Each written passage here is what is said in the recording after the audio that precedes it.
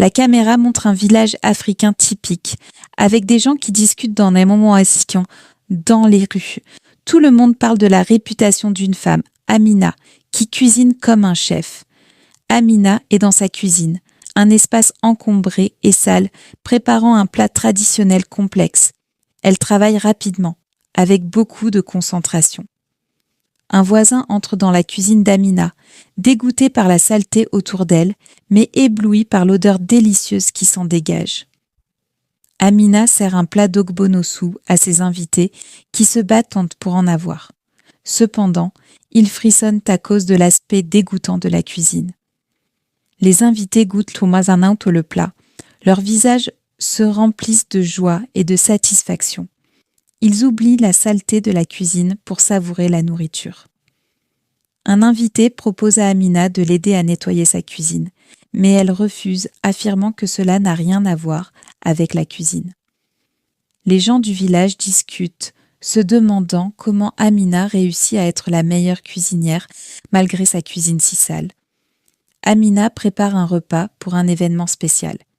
Elle court partout, encore une fois dans une cuisine sale, mais elle semble épanouie. Les invités arrivent et sont d'abord déconcertés par la saleté, mais en goûtant la nourriture, ils sont immédiatement conquis. Un autre voisin, en voyant la saleté, commence à murmurer que personne ne devrait manger dans cette cuisine.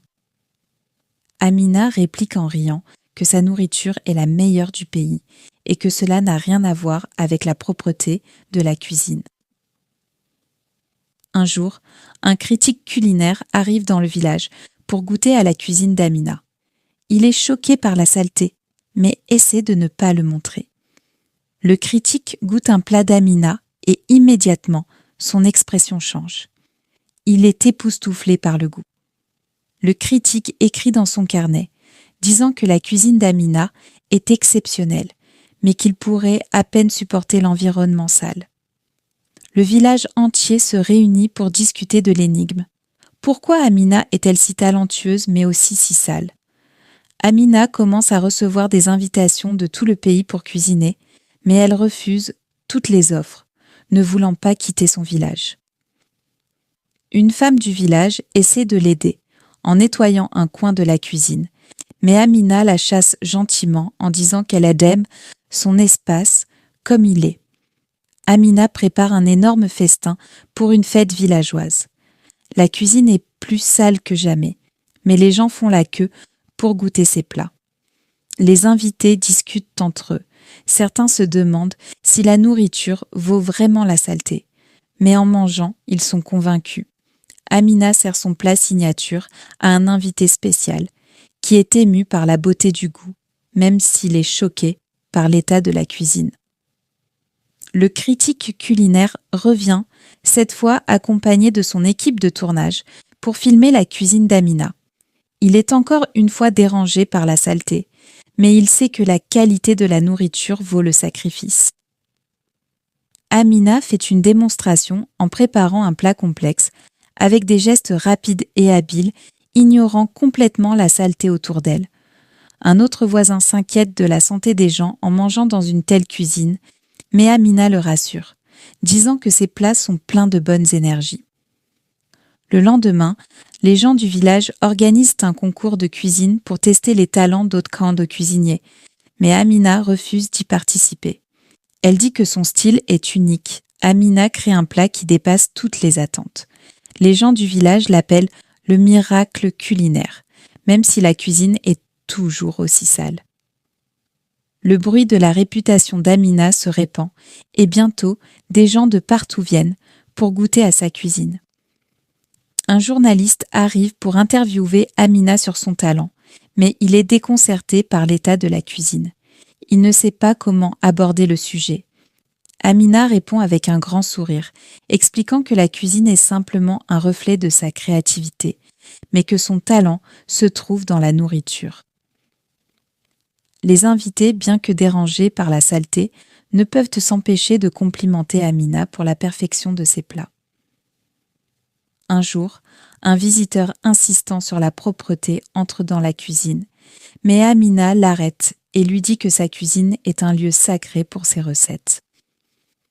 Les enfants du village adorent les plats d'Amina et la suivent dans la rue en chantant des chansons à propos de sa cuisine merveilleuse. Amina se rend à une fête locale, portant une énorme marmite sur sa tête. Tout le monde la regarde avec étonnement, mais ils ne peuvent résister à l'odeur de la nourriture.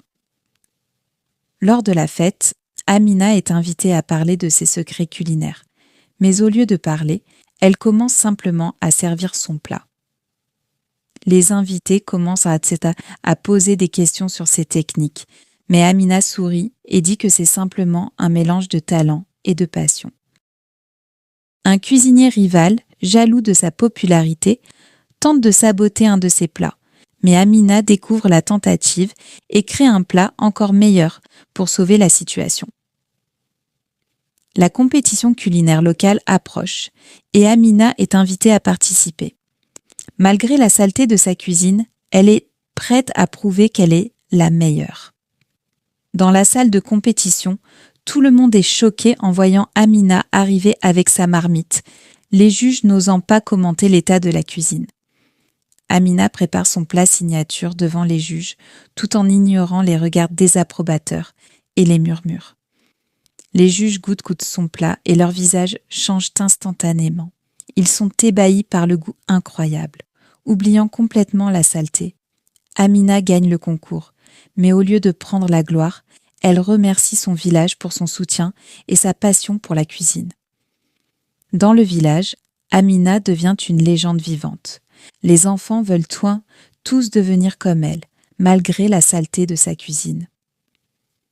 Amina lance son propre livre de recettes qui devient un succès mondial, tout le monde cherchant à reproduire ses plats, mais ne comprenant pas pourquoi la cuisine est aussi sale. Un visiteur de l'étranger vient goûter sa cuisine et, choqué par la saleté, demande si ce n'est pas dangereux. Amina lui répond que l'amour pour la cuisine prime. Le village devient un site touristique, les gens venant de loin pour goûter la nourriture d'Amina et voir sa fameuse cuisine. Amina reçoit une récompense nationale pour ses contributions culinaires, et le ministre l'interviewe, mais elle n'arrête jamais de sourire, se concentrant uniquement sur ses recettes. La réputation d'Amina continue de croître, mais elle reste humble et préfère passer du temps dans sa cuisine désordonnée. Elle prépare un repas spécial pour une occasion importante. Ses amis et sa famille arrivent, mais la cuisine est plus sale que jamais. Tout le monde est choqué par la saleté, mais personne ne se plaint car la nourriture d'Amina les enchante toujours. Un visiteur, fatigué de la saleté, propose à Amina de l'aider à nettoyer, mais elle répond qu'elle préfère garder son espace tel qu'il est. La vidéo se termine avec Amina dans sa cuisine, un sourire sur son visage, prouvant que la passion pour la cuisine est plus importante que la propreté.